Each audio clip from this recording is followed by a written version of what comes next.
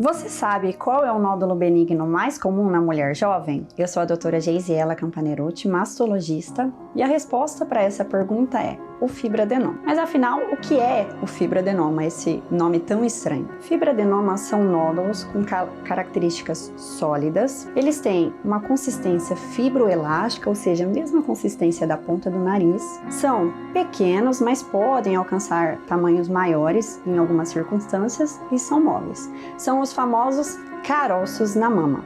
Bom, e quando que a gente tem que ficar preocupado em relação ao fibroadenoma? Como eu falei, o fibroadenoma ele é um nódulo benigno, na sua maioria das vezes.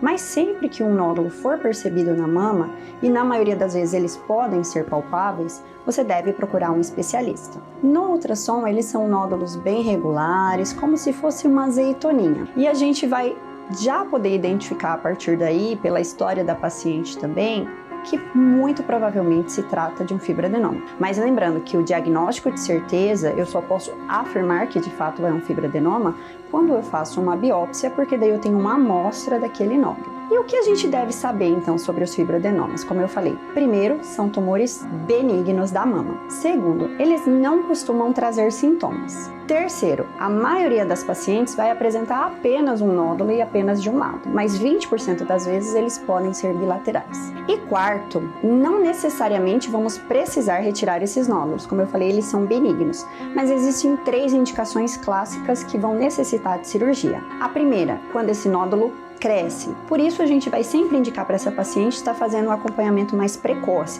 para a gente avaliar a característica e a evolução desse nódulo. Segundo, quando esse nódulo a gente não consegue ou fica em dúvida em relação aos exames de imagem, em relação a ele de fato ser um fibroadenoma ou mesmo através da biópsia, a gente fica em dúvida. Então essa é uma indicação de tirar o nódulo também. E terceiro, que é no caso das pacientes excessivamente preocupada, as pacientes que têm cancerofobia. Portanto, na maioria das vezes, grande maioria, os fibroadenomas são nódulos benignos e você não deve se preocupar em relação a eles, mas só depois de ter passado em avaliação com o seu especialista. Se você conhece alguém que tem nódulo ou alguém que tem algum familiar que tenha nódulo, envie essa mensagem para ele, difunda essa informação.